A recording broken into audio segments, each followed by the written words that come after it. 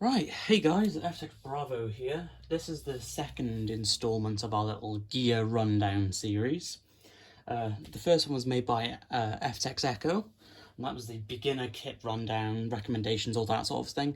If you haven't checked that out, I'd highly recommend you do so, because, I mean, if you're watching, you're probably beginner-ish, and can never have too much advice. So I'll start off with the first part of my gear, arguably the most exciting bit, which is the rifle, which I will show because what am I going to get demonetized with a channel with a couple of subscribers? This is the G&G GC16 Raider Long in tan. Full metal construction. It's got a polymer handguard, polymer stock. I'm not going to be able to get everything in frame properly because I'm sitting behind the camera. Runs about 320 to 330 FPS, which is sort of what you want in the UK anyway, being the limit is usually about 350 FPS. You don't want to be running too close to that, because, you know, if you go over, you're likely to get kicked off, or not be able to use your gun at least. It's, yeah, I'll say about it, it's dependable, it's never jammed or anything like that. So I'll get talking about the accessories. So this is just a sort of a cheap Chinese-made angled foregrip. I like it. You can C-clamp if you want to be really, really controversial. That was about, I'm not sure. I think they run about £5–10 on eBay, something like that. They all do much of the same deal, really. I'm not sure there's much difference in that and a more expensive one. Now this is a red laser. It does nothing, and I'm not planning on using it for anything really.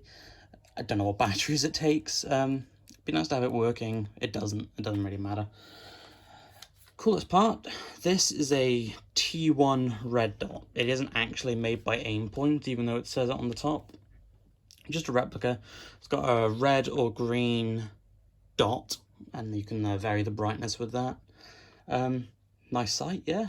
And that is literally just a acrylic. I think it's acrylic anyway.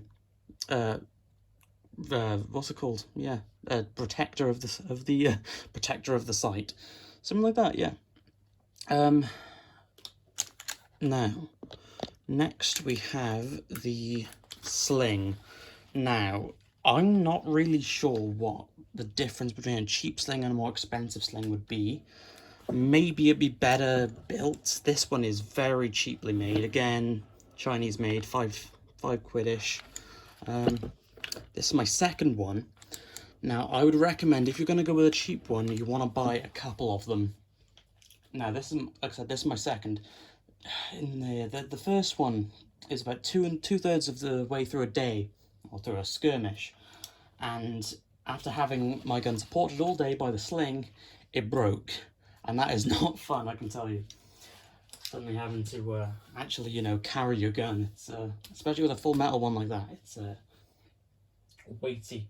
I'd recommend that gun. Runs about £250. If you can't afford that, the polymer version, which is just the CM16 Raider. Fantastic gun. Effectively the same, just made of polymer instead of metal.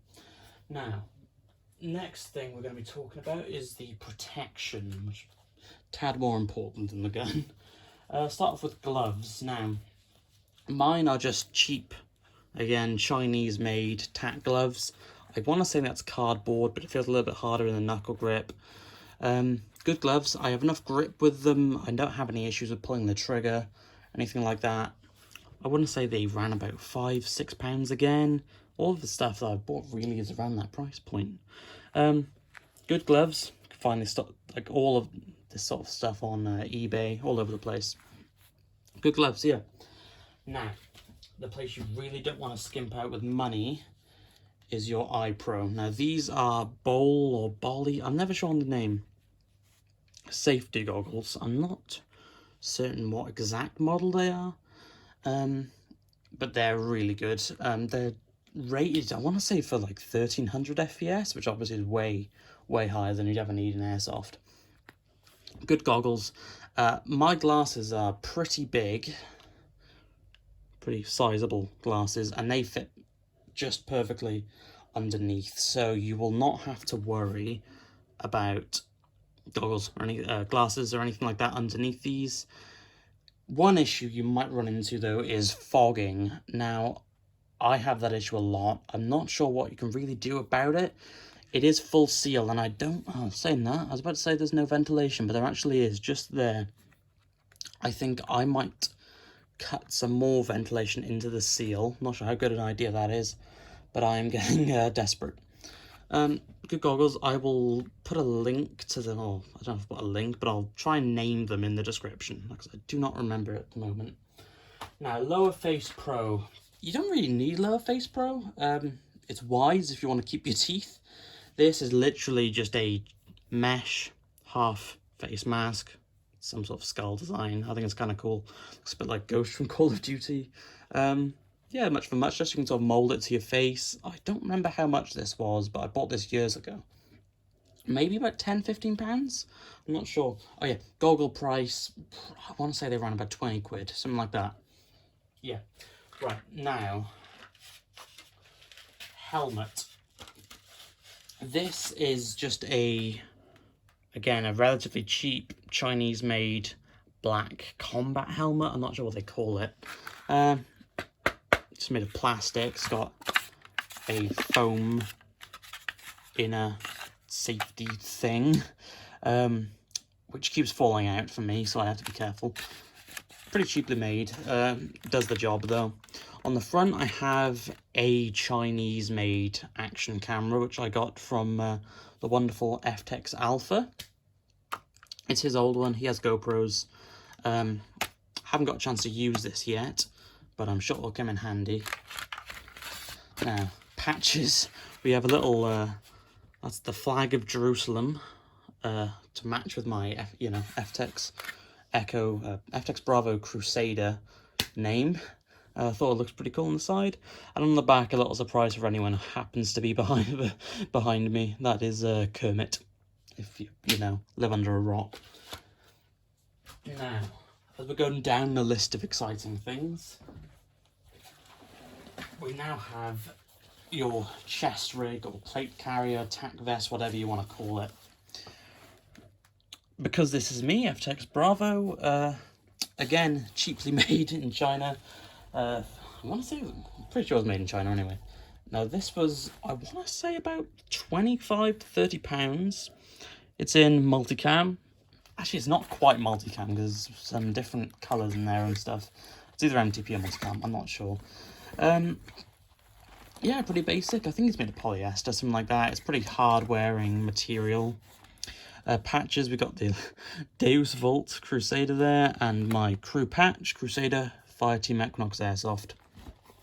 Comes with this little thing here, obviously. In there, that's like it's not an admin pouch, but I'm suppose you can put a pen. I have one of my spare batteries in there. I'm not quite sure what battery that is. I want to say it's a 9 volt. I don't remember, to be honest. I'll put it in the description. Now, in these pockets, there's 3. You get 3 on the front, and this patch, pouch came on the back. I put it on the front as a sort of a med kit. Let's see what we've got. So my mags, this was second hand on eBay. No idea what make or brand it is. It was unbranded, grey. Yeah, pretty uninteresting. It's got 350 capacity. In there we have another one of my batteries and a flashlight. Oh wait, maybe it'll say the voltage on it. Why did I not think of that? 9.6 volt, there you go. So I would recommend that battery size. You can run an 8.4, but 9.6 works for me. Yeah. And then in this last pouch here, this is the mag that came with the gun. So obviously this is a G&G mag, 450 round capacity, I want to say. Winding mag, it's pretty nice. Now med kit, that can really be whatever you want. In mine, I just have some bandages, medical tape, that sort of thing, some tablets, paracetamol, that sort of thing. So if we reposition the tripod, the most boring things we have left to last. Now, a lot of people who want to wear MTP kit usually wear U-backs or a combat shirt. I can't afford those, so I just have a regatta, I want to say. It's a fleece of some kind, greyish, tannish colour. It costed £5. It might have been the Range. I think it was the Range in the little clothing section. It's pretty thin, but you don't want anything too thick when you're playing Airsoft, obviously. But it's also warm enough to keep you warm should you need it. Good fleece. I don't know if they still stock it in the Range. I'd imagine they should. Now the last thing are these. These are MTP or multicam, I'm never sure which. Combat trousers.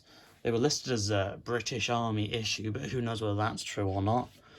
They certainly seem legit. They were obviously never actually issued to a person. They are new, but they're nice, yeah, as you'd expect from military issue kit. It's hard wearing, tons of pocket space, so if you wanted to carry, you know, 13 different mags in your pockets, you could certainly do so. I suppose the one thing I haven't talked about would be a gun bag. Now, I just have it's not a proper gun bag, it's like a camo thing, which I don't have with me at the moment. Cheap, I want to say it was about £15, something like that, but you could probably get it cheaper than that. So yeah, I hope that has been of some interest to whoever it may concern. This will be going up on the channel, and I'm sure there'll be a similar video coming from FTEX Alpha, the team leader, soon. So yeah guys, thank you for watching. Check out our other videos, like, subscribe, and we'll see you in the next video. See you guys.